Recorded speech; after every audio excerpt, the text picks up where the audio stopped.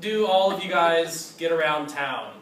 Walk, car, bus, bike, piggyback rides? I like that one. That's a good one. So, except for clouds and piggyback rides, these are all pretty valid, common, normal, socially acceptable, safe ways to get around. San Luis Obispo is the capital of like bus robberies, so we're good there. So these are all these are safe ways to get around. Would we all agree on that? Not going to get robbed on a bus. They're going to put a bomb on it and like make you stay at a certain speed for an extended period of time. No, okay. So that's good, but for some people, it's not quite the best way to get around. Some people, such as myself, would rather take the risks of getting on an engine and riding a motorcycle around. In fact, there were 7,883,000 motorcycles registered in America in 2009, according to the U.S. Federal Highway Administration. There's a lot of government acronyms that I need to spell out here. That's about one motorcycle for every 26 licensed drivers. So there's a good amount of people out riding motorcycles.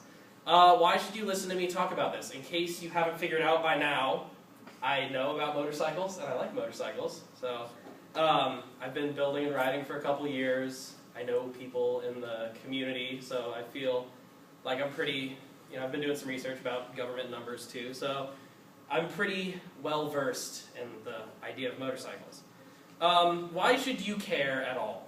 I'm assuming for anyone who has driven or been in a car within the past few months, you have seen a motorcyclist. The one you probably remember is the one being a jackass, doing a wheelie, over 80, splitting lanes for no reason. That's the one that'll stick out. Maximizing risks, all that stuff. That's not all of motorcyclists, I'd like to make that clear. That's like saying all car drivers are awful because people don't know how to mirror signal head check and just like swerve in front of you. Everyone who's driven has experienced that. Lots of curse words coming out there. So hopefully by the end of my speech, you will kind of have a new insight into why I and many people in this great country of ours choose to ride motorcycles.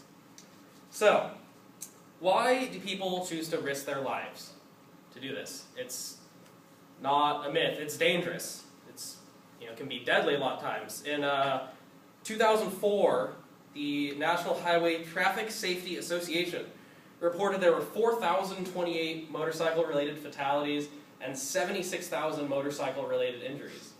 That's a pretty good number.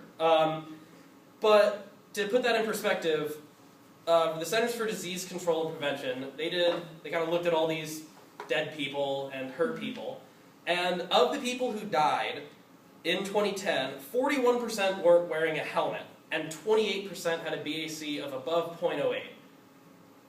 That's kind of taking a risky thing and maximizing the risk. Helmets are designed to keep your head safe because heads aren't designed from evolution to hit hard surfaces at high speed. That's not their general purpose. So basically, for me and a lot of people who choose to be more responsible on motorcycles, we can minimize our risks of death by wearing a helmet and not being drunk. Same thing goes for being in a car. Don't drink and drive. It makes it a lot less likely for you to, fly off a ditch or hit someone. And just wearing good gear in general. Like, I bought a pair of pants a couple weeks ago. They have like Kevlar and pads in them, really snazzy. So if you fall, you don't get your skin ripped open by gravel. So that's good. Another big thing for people is cost of ownership. Motorcycles are generally cheaper than cars. Just in the front of gas mileage, the average gas mileage in 2012 of a car in America was 23.4 miles per gallon. That was in a Washington Post article that I found. Of the top 700 selling motorcycles of all time, so back from 40s, 50s, everything, only 13 got below 35 miles a gallon. That was some research done by a guy named Hal Lucino. The top 10 motorcycles for gas mileage in the US today, from a website called Fuely.com. It's basically where people can go and report what they're actually getting. They're ranging from 41 to 65 miles a gallon average. It's not uncommon to see over 100 miles a gallon, so compare that to 23 in a car. It's a lot of savings in gas. Insurance is a lot cheaper. I got quoted by Progressive a couple weeks ago for $75 a year to insure my motorcycle. In 2011, in California, the average cost of car insurance was $736. And that was done by the National Association of Insurance Commissioners. I'm sure that is a fun association to be a part of. Another big thing is just that it's more enjoyable to be out riding a motorcycle. It's a nice way you can, you can't really text and steer and balance everything at the same time. So you don't use your phone. You can get off of Twitter, Facebook, Instagram, Pinterest, Tinder, whatever other social media apps everyone's using. It's just you sitting on an engine with a couple of wheels going down the road. It's very calm and relaxing, except when people pull in front of you for no reason. That's a little tense. But anyways, for me, one of the biggest parts on top of these things, which are nice, is the whole concept of building motorcycles. I view it as kind of a way to exercise what I want to do. I'm in the engineering program here. It's terrible, but I just imagine one day I'll be spending my time building things. I like building things. And I really, honestly, in a kind of nerdy way, view it as art. It's kind of art for me. And I have kind of a couple... Oh, here we go. So there's this website that I'm a part of, and it's basically a bunch of people around the world who build motorcycles. And these are kind of they do a bike of the month, so it's kind of a voting thing where they vote on what they think the motorcycles of the month to represent the website should be. So here are 3 of the past 4 winners before anything happened to them.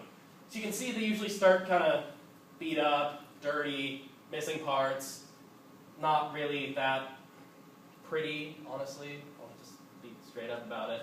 And basically, with a lot of time, sketching, vision, work, money, they ended up, these 3 same bikes became these.